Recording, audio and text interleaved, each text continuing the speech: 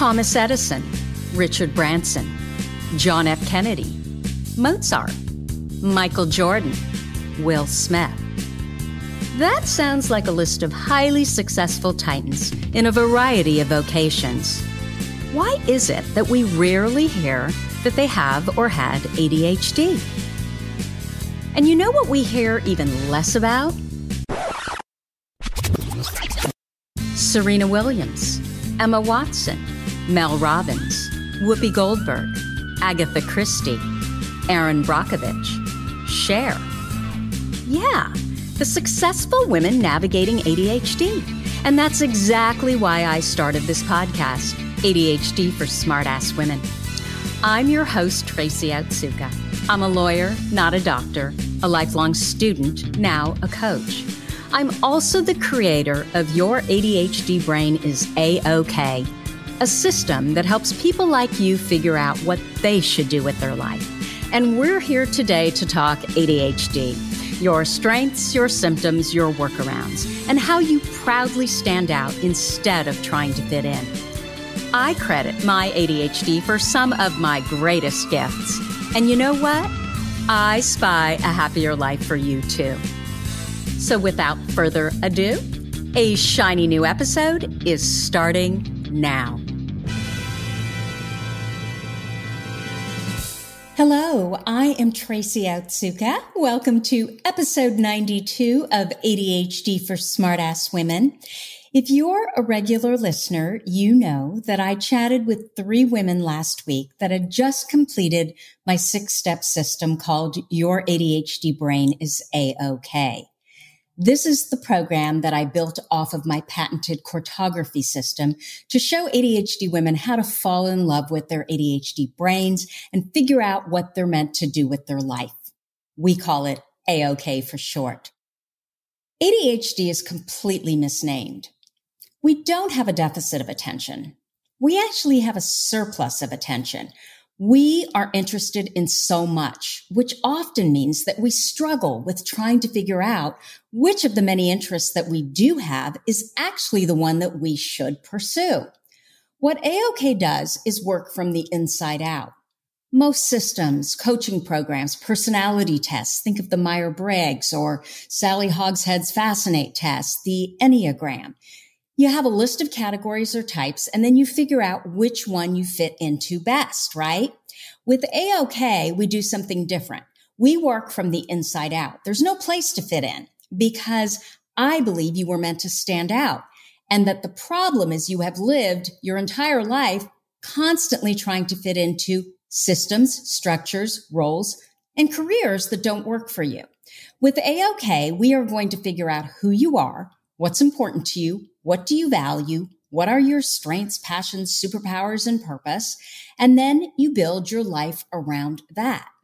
So anyway, I just opened up our new 6-week A-OK program this week. You'll have until this Friday to sign up, and we'll be starting next week on Wednesday, October 14th. You can get more information on A-OK at tracyotsuka.com/AOK.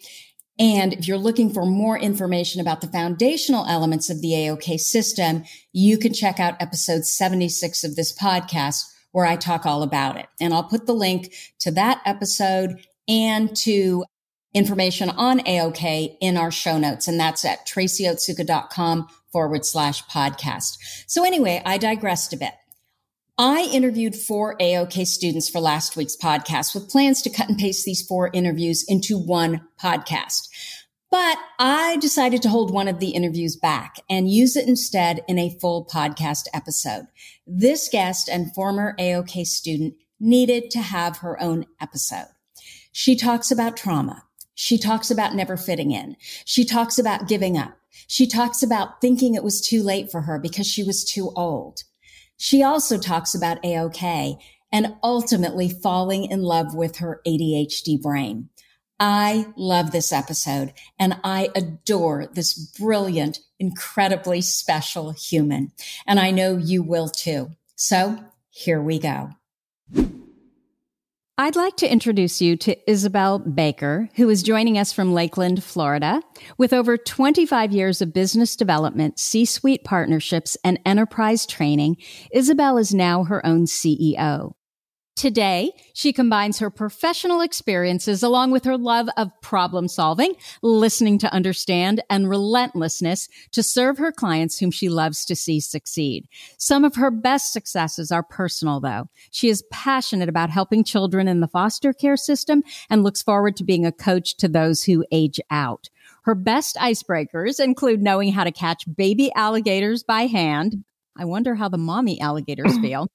They're not around though, right, Isabel? No, you hope they aren't. Yeah. Don't they like lay eggs and the babies just go and go on their own? Hopefully, yeah. You don't want the mom to know you're doing it though. Okay. Accidentally walking into a biker party and almost having to get a tattoo to leave, and traveling first class throughout high school, working as a nanny for a multimillionaire. Her new love and appreciation of her ADHD gifts is something she loves to talk about now. Anywhere, anytime. And Isabel, that is my favorite part of your bio. Welcome. Yes. Thank you. Thank you very much, Tracy. I'm really happy to be here. Did I miss anything? No, this is great. I'm happy to be able to talk about it. Great. Well, thank you. So let's start by talking about ADHD first. So can you tell me when you were diagnosed? Well, I have to say I've not been formally diagnosed in the sense of going in and taking all the, tests. What happened was about 8 years ago, a young person in my family had to go through a lot of testing, and she ended up getting referred to an ADHD specialist. And that is where her father showed me her results. And we both were just like, and I've known him my whole life, we're cousins. And he was like, oh my gosh, this is you. And I was like, yes, it is. And then I asked a friend of mine who specializes in this, who's a psychologist. I said, I guess I need to take the test. And she just kind of laughed. She said, absolutely, you can do it if you want. But she said, I've known you have ADHD for years. Didn't you know that? And so I was like, no, not at all. And so between talking with her a bit and then reading some things, I realized I had it at that point. But I didn't understand it. You didn't understand it yet. Okay. So before we go into that, tell me, what were your symptoms? Like, did you have symptoms? Like, do you remember as a child? Yes, I do. And these were, I have to say, I want to add into this that I love my family. They love me, but I am not like them. One of these things is not like the other. And so they're all opposite of this. So for my whole life, they've, called me a daydreamer, a quitter at times. They said, my mom, I remember very early on, she said to me, you never finished anything, which she was right, unless I loved it. I've been told I was too emotional, that I was lazy sometimes, not too smart. I couldn't sit still. So those were reflections of my symptoms, which I don't call symptoms anymore, but that's what they were. Got it. And so did you struggle in school? I did. I struggled terribly. I repeated the 10th grade. Now, part of that is because I wanted to go live with this very wealthy family. And I just repeated the 10th grade because when I went to test with them, I was like, oh my gosh. But I've always struggled. And when I finally learned, though, later in life, that if I can stand up, I can learn anything. Sitting in a chair is what I could not do. Oh, okay. So what you just said is if you stand up, you can learn anything? I can. When I need to learn anything, I stand up, walk around in the room and talk to myself, hold my papers, listen, whatever. I can take in information faster than most people, but I cannot do it sitting down. That is incredible. Yet in school, you were required to sit down. Oh, yes. Oh, yeah. And I used to get spankings. It was back in the day. I'm 59. They would take you in the back and spank you with the board because I wouldn't sit in my chair. Teachers would do that? Oh, yeah. Oh, yeah. Because I wouldn't sit down. I couldn't stay in my seat. Oh, that's terrible. I mean, I just think of the trauma of that. Yeah, it wasn't helpful, but, I just try to think of the other side of everything. And they had no training. They didn't know what to do. I was just supposed to stay in my seat and I was disrupting the class. Were you actually disruptive? So, a lot of women are inattentive. Do you think you're combined type, hyperactive and inattentive? I think I am, but my niece, who's the one that was diagnosed, she's really hyper. So it's hard for me to say I'm hyper when I think of her. But I think I am. I think I am that. And I always sit in the back. So I don't think I was really bothering people, but I just wasn't doing what I was supposed to be doing. So I went to take my seat. And so what about homework? Was homework a problem too? Terrible problem. I couldn't do it. I just couldn't do it. And so at the time when you were going through this, you really truly believed, I'm just not smart. Or did a part of you think, I know I'm smart. Why can't I do this? No, probably for me. And I want to put this in here somewhere because I think it would speak to someone. I really believe something was terribly wrong with me. And I did have a lot of shame because I grew up in a very poor environment. I was abused and I went through trauma and I was very neglected, which I think is the worst part of the whole thing. So that combined with the ADHD just left me feeling very, ostracized. So I really did think it was all me. Especially when no one in your family is like you. Correct. Not at all. And they pointed it out. I was very unusual. They didn't like it when I was smarter than them, as if they would say something and an adult would say something and I would challenge them. And I wasn't like an obnoxious kid, but I would be like, well, I don't understand. What? Blah, blah. If I was bringing something up that made them uncomfortable, then it was, not good. But I couldn't help myself. It just would come out.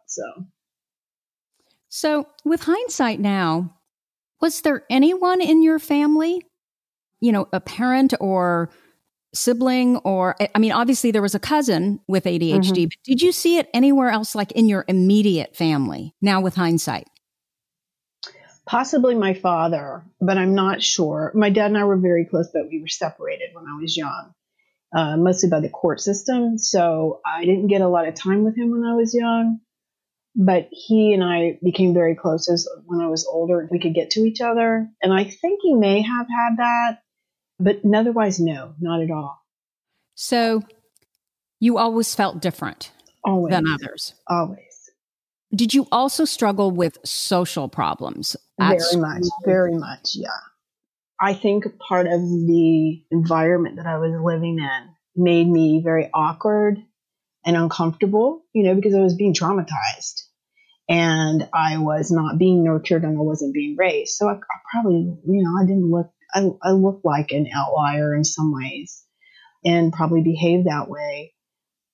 But I also was just all these different symptoms, as that I could have called them then. There were many, I had many. And the daydreaming was big for me. I was always creating things and drawing things and designing buildings and fixing news problems I saw, or things I saw in the news. It was just all in my head. So I was probably looked, like I was a daydreamer. So I didn't fit in. I got bullied. I got beat up. I just was not, I just was struggling, very much struggling. Oh, I'm so sorry, Isabel. I'm sorry about the trauma. Gosh, because, part of it too with ADHD is it's really hard to separate, okay, what part of these ADHD-like symptoms are trauma and what part is actually ADHD. And with you, it sounds like it was both. Well, and my friend that I talked to, she said there's, some question about which came first in some ways. But she said you can't, she doesn't believe you just create ADHD. She said she thinks you make it worse. And right. She said, so she said your symptoms, she said, if you've been in a perfect family or whatever that is, but, something healthy, she said probably they wouldn't have been so bad. And I would completely agree with that just from what I've seen. Yes. Mm-hmm. Yeah. Okay. So you graduated high school and what happened next? I still kind of floundered. I was working for this family that you mentioned, and they divorced and they had issues going on. So I kind of went off and I had a full scholarship at a college and I tried to do that. I had gotten to where I was better at school and so I can make the grades. And I went in, studied for my SAT one time and did terrible, just did horrible. The second time I decided not to study at all, and I did great. Really? Yeah, it was funny. So that's what got me into college. And so I went for a while, but I had lost my brother in an accident, and it just coincided with that whole thing of going into college. So I didn't have any skill sets. I didn't have any understanding, and I just left school. I couldn't do it. So then I just started working and just started working my way through different, companies and doing my thing. And was that easier for you? I think it was, because I always ended up, no matter where I worked, it was almost all in big corporate environments. I always got picked by the CEO or an EVP to kind of be like the fixer or the problem solver, or they would start a job for me that didn't exist to manage people or to do training. So I've been very fortunate that the people that I've worked around, the majority of them have seen, maybe they haven't understood exactly how I did things, but they gave me special projects and I would really excel at that. And I think part of it's because a lot of those projects had a beginning and an end, which is that's my thing. That's my wheelhouse. Well, I think that's most of our wheelhouses with an ADHD brain, right? Yeah, exactly. Yeah, I need to see the end coming, and then I have all the energy I need. I love that. And I love the term fixer. Mm-hmm. Oh, yeah. I've been calling myself a fixer for a long time. So that's what I do. That's totally great. So did you say it was about 10 years ago that your cousin came to you and said, oh my God, Isabel, this is you? And then you talked to your friend, the psychologist? Yeah, it was about 8 or 10 years. I'd have to sit down and think about it. But 8 or 10 years ago, right. So what happened when your cousin came to you and you started reading about it? You talked to your friend who's the psychologist and at first were you like, no, or this is totally me? So I knew it was me. And I knew that it defined me, but I want to say that all it did for me was define what was wrong with me. That's how I walked away from that. Okay, these are the things that make me broken. And these are all the skill sets that I've learned to hide, to cover it up, or to present it in a way that's not what it really looks like. So you wouldn't tell anybody about it? Oh, no. I never talked about my ADHD with anybody ever again until I took a course. So you were ashamed of it? Oh, very much. Yes. I would want to say this, especially to women my age. I think I said I'm 59. The shame has been a companion my whole life. I've not understood the ADHD, so I haven't, and I especially didn't understand it until I went through your course, how much beauty there is in it and how much life there is in it and how much permission there is in this. I didn't know that. And so I just said, okay, I have a broken personality and I'm really good at navigating. Well, maybe not really good, but I can navigate this.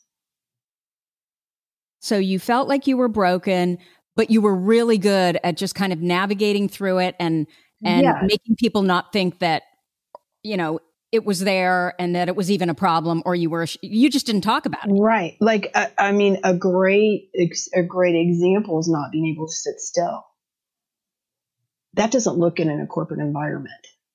You have to sit at a big old table next to the CEO. You have to be moving. So I was always the one doing the recordings, fixing the problems, fixing someone's computer, running outside to do something. And I could still take in all the whole meeting, but I would navigate that way. And I would go into a room and think, what in here needs to be handled? What can I do? And it put a lot of extra work on me, but it also didn't show anybody that I had that can't be still issue. So you turned into the fixer. Yes. To kind of protect yourself against anybody, just being able to, that was your workaround, basically. It was one of them. Yes, absolutely. Yeah. Okay. So you brought up AOK. Now I'm just so delighted that I've had the privilege to get to know you, Isabel, because you are an amazing human with a brilliant brain. So thank you so much for that. I would like to know, why did you sign up for AOK? That is a great question. I signed up for it because I heard about you. I heard about what you were doing. And I thought, I'm going to take this course. If I don't take it now, when would I ever take it? And I'm going to take it now, and I'm going to find out more about how to deal with my brokenness. I didn't take the class because even though you talked about how empowering it was going to be and how great it was going to be, I still lived out of, okay, I'm sure Tracy is right, and she's very educated, she's very intelligent, but that's for those other people. That's not going to work for me. But if I go through this, I'll at least learn how to at least know more about it, because I always feel like understanding is an empowering thing. And I thought, I can just understand this a little bit more. Maybe I can navigate the rest of my life even better than I'm doing now by coping. So I didn't come in going, oh, I can't wait. Wow. Okay. So was there anything that you were worried or concerned about when you started, or even before that when you signed up or were thinking about signing up? I think mostly I knew that I was going to have to cope with maybe feeling my shame or looking at again, I hate to repeat myself, but this is really how it was, is just, okay, I've had a lot of counseling, so things don't, even if something triggers me, I manage it very well. So I was like, I'm sure I'm going to get triggered a little, and this is going to be probably not too pleasant in some ways, but I'm going to learn some things. When I get out of here, I'll have more tools. And so I just was worried a little bit about, I needed enough time to manage myself, to take care of myself a little better while I was going through it. Got it. And so what happened? Everything opposite. Everything opposite. When I say this was an amazing experience, I just mean like when you go down the flume ride at Busch Gardens in Florida and the sun shines on you and the water splashes on you, or when you run through, a field, or you ride your bicycle too fast, it was amazing. I did not expect anything that happened. I found out that all these things that I had been identified with or labeled with were the wrong side of really good things. So I daydreamed because I was creative, or I looked lazy because I was so involved in thinking. And, people said I was quitting. Well, part of it was their quality of the work that they were giving me, was not engaging. I just found that everything that I felt ashamed of was actually awesome if I looked at it from the other side. And that really stunned me. I mean, I cried through this course, but except for one time when I was just like a bit overwhelmed, and you talked me through it right away. But other than that, I felt very emotional, but it was all like relief and sloughing off things and seeing things in a different way. I could not talk enough about this course. It is amazing. Oh, I'm so grateful, Tracy. I'm so grateful for it. Thank you. So tell us, you kind of alluded to it. What was hard for you in AOK? Yeah. Okay. So you have this highly organized, and you say at the very beginning, trust the process, trust it, just keep going, don't stop. And so because I already respected you, I hung on to that. But the first thing I did was the values. Isn't that the first thing? Yeah. And the values are like 180 things you can check off. And I had like all the values. I wanted them all, which, as you said, was normal. But I learned that some of the values I had brought on board from people that I didn't need or want. So that took my breath away. And it disappointed me at first.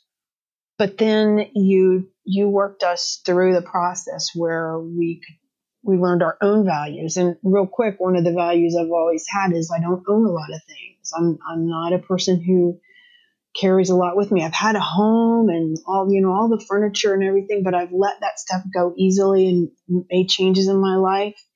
And I realized it was because when I was young, things were taken from me. And I said to myself, I'm never going to own anything that somebody can take from me again. I'm not going to give you that power. So I carried that in my life of, oh, I can let things go easily. When I went through this course, I realized I checked that off as a value. And then I was like, that is not my value. I don't mind not owning things, but I don't value that. That's not something that's super important to me. Either way, it's fine. So that at the beginning was the values kind of took my breath away at some point, but I did not stop. I was not going to stop. So what is different now as a result of going through the AOK system for you? So much. I have no shame in having ADHD. Oh, I love that. I have no shame in it. Are you proud of it? I have to tell you, you took the words out of my mouth.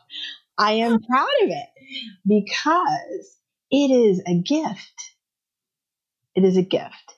And I'm not saying that to soften something. I'm saying it because it is absolutely true.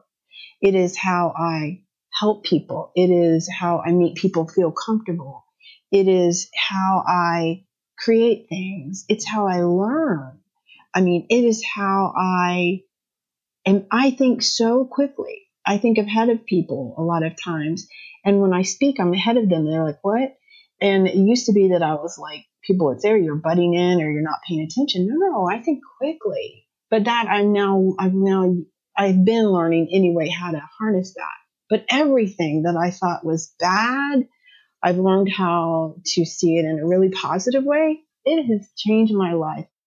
Honestly, I've always dealt with depression in my life. It's just been, something I've had. It's a big part of that has lifted. And I completely credit it to the way that I came to understand myself in your course.